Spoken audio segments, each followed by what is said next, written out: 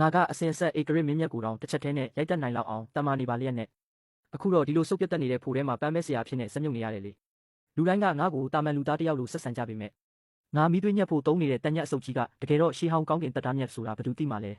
စပွဲခြေထောက်အောက်မှာခုထားတဲ့အမဲတုံးကြီးကလည်းလောကတက်တစ်ခုလုံးကိုတွေးချောင်းစည်းစေနိုင်တဲ့နှက်ခက်ကျေပြန်တမဏိဖြစ်နေတာကိုကောဘာမှမသိကြဘူးတကယ်တော့ကူးပြောင်းဝင်စားလာတဲ့ငါဟာတပည့်တယောက်လက်ခံရရှိမှသာငါရဲ့ကျင့်စဉ်ပိတ်ဆို့မှုကိုဖျက်ကျော်နိုင်မှာဖြစ်ပါတယ်ဒါပေမဲ့ငါရဲ့အခြေခံအဆင့်ကအဆင့်1000ကျော်အထိရောက်နေတာတော့မှအခုထိတပည့်တယောက်မှမရသေးဘူးလေအခြေအနေတွေကိုဖုံးကွယ်ဖို့နဲ့ဝမ်းစာရှာဖို့အတွက်ဒီပန်းပဲဆိုင်လေးကိုမဖြစ်မနေဖွင့်ထားရတာပေါ့ဒါပေမဲ့နေ့တိုင်းစနစ်စီကနေဆုလက်ဖြစ်ရနေတဲ့နတ်ဖျားအဆင့်ပန်းပဲကုန်ကျန်းတွေကတောင်းလို့ကုန်နေလို့နောက်ဆုံးတော့ဒါတွေကိုတန်တိုတန်ဆတွေလိုပဲတုံးပစ်လိုက်ရတယ်ငါလည်းအေးအေးဆေးဆေးနဲ့လေယာသုံးကရိယာတွေပဲထုလုပ်နေတော့ဒီနေ့မှာတော့ခေါင်းထဲကအိပ်ပျော်နေတဲ့စနစ်ကရုတ်တရက်နိုးထလာခဲ့ပါပြီသူကတပည့်ဖြစ်ဖို့စံလုံးနဲ့ကိုက်ညီတဲ့ထိတ်တန်းပါရမီရှင်တယောက်အနီးနားမှာရှိနေကြောင်းအကြောင်းကြားလာတာပေါ့အိမ်ရှင်ချက်ချင်းအေးအေးယူပါဆိုတဲ့စနစ်ရဲ့အတန်ကိုကြားရုံရှိသေးတယ်ငါလည်းလက်ထဲကတူကိုပစ်ချပြီးပတ်ဝန်းကျင်ကိုချက်ချင်းလှည့်ပတ်ကြည့်လိုက်မိတယ်အဲ့ဒီအချိန်မှာပဲအသက်16-18အရွယ်မိန်းကလေးတယောက်စီမှာငါမျက်လုံးတွေဆွဲညှိသွားခဲ့တာပဲသူမကအနီရောင်ဝတ်စုံကိုဝတ်ဆင်ထားပြီးဓာတ်ရှည်တစ်လက်ကိုလွှဲထားတယ်အေးဆက်ဆက်နဲ့မောက်မာတဲ့အရှိန်ဝါမျိုးရှိတာပေါ့လမ်းသွားလမ်းလာခိုင်းပေါင်းစုံကတပည့်တွေဆိုရင်သူမကိုကြည့်ပြီးသွားရည်တများများနဲ့မျက်လုံးတွေပါထွက်မတက်ဖြစ်နေကြတာဒါပေမဲ့သူမကတော့ဘသူ့ကိုမှဂယုမစိုက်ပဲလမ်းကိုဆက်လျှောက်နေခဲ့တယ်ငါလဲစနစ်ရဲ့အချက်လက်စာမျက်နှာကိုချက်ချင်းဖွင့်ကြည့်လိုက်တာပေါ့အမလေးဖះရေစာမျက်နှာပေါ်ကကိုပါငရဲဝိညာဉ်မဲ့ဝင်စားခြင်းဆိုတဲ့စာလုံးကြီးတွေကငါမျက်စိကိုကျိန်းဆက်သွားစေလောက်အောင်ကိုတောက်ပလွန်းနေပါတယ်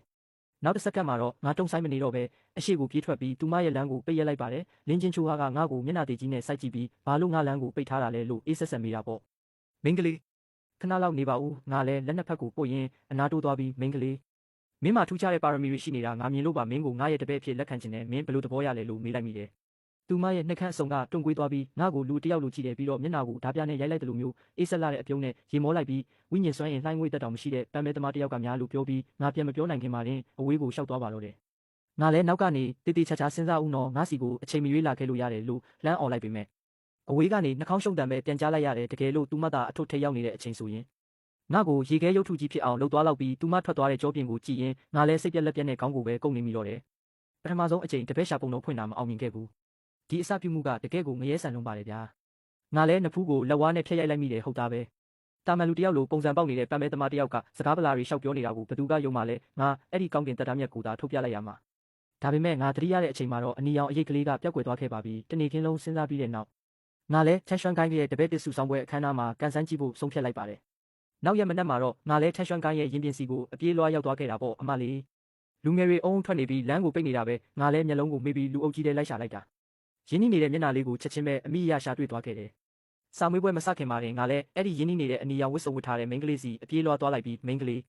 တိုက်ဆိုင်လိုက်တာငါတို့ထပ်တွေ့ပြန်ပြီးနော်လို့နှုတ်ဆက်လိုက်မိတယ်။လင်းချင်းချိုးကငါ့ကိုမြင်တော့မျက်လုံးထဲမှာအံ့ဩရိပ်တွေဖြစ်ပြေးသွားပေမဲ့ချက်ချင်းပဲမျက်နှာကိုပြန်အေးဆက်ပစ်လိုက်ပြီးရှင်ကငါ့ကိုတပည့်အဖြစ်လက်ခံဖို့အခုထိစိတ်ကူးနေတော့မလားလို့မေးတယ်။ငါလည်းပြုံးပြီးတေချာတာပေါ့မင်းသားငါရဲ့တပည့်ဖြစ်လာမယ်ဆိုရင်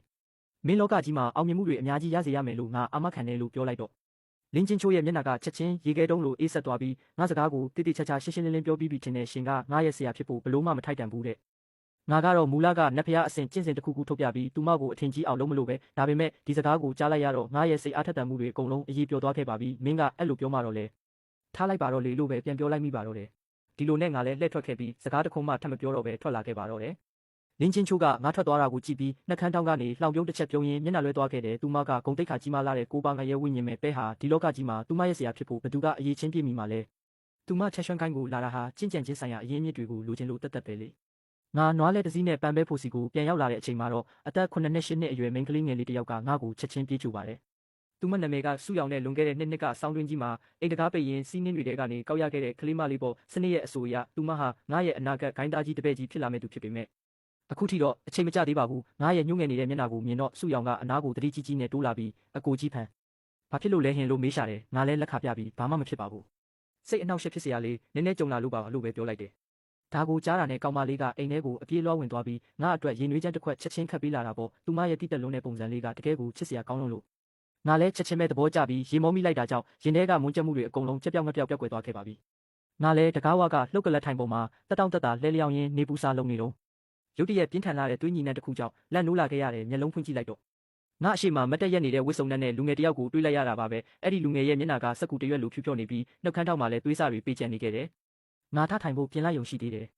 ခေါင်းထဲကစနစ်ကထပ်ပြီးမီလာပြန်ပါပြီးတပည့်ဖြစ်ဖို့စံလုံးနဲ့ကိုက်ညီတဲ့ပြစ်မှတ်ကိုထပ်မံရှာဖွေတွေ့ရှိပါသည်တဲ့ငါရဲ့လှုပ်ရှားမှုတွေချက်ချင်းတောင့်တင်းသွားပြီးအဲ့ဒီဝစ်စုံနဲ့လူငယ်ကိုတန်တရားစိတ်နဲ့စိုက်ကြည့်မိလိုက်တယ်သူကငါစိုက်ကြည့်နေတာကိုသတိထားမိသွားပုံရပြီးငုံမဲ့အပြုံးမျိုးနဲ့မနေအားတင်းပြီးပြုံးပြရှာတယ်အဲ့ဒီအချိန်မှာပဲငါနှလုံးသားကပျော်လွန်းလို့ဒိုင်းကနေခုန်သွားခဲ့ပါပြီငါကတပည့်ရဖို့နောက်ထပ်3နှစ်လောက်ကြာဦးမယ်ထင်နေတာအခုတော့အခွင့်အရေးကငါစီကိုဒီလောက်အထိမြန်မြန်ဆန်ဆန်ရောက်လာလိမ့်မယ်လို့မမျှော်လင့်ထားခဲ့ဘူးလေစနစ်ရဲ့အချက်လက်စာမျက်နှာကအလိုလျောက်ပေါက်ထွက်လာပြီးအဲ့ဒီလူငယ်ရဲ့အကြောင်းအရာတွေကိုအထင်ရှားပြသနေခဲ့ပါတယ်ငါလည်းတည်ငြိမ်တဲ့ပုံစံဖန်ပြီးတန်ချီးတက်နေတဲ့တန်နာစုပ်တစ်လက်ကိုသူ့စီကိုအသာအရာကမ်းပေးလိုက်ပါတော့တယ်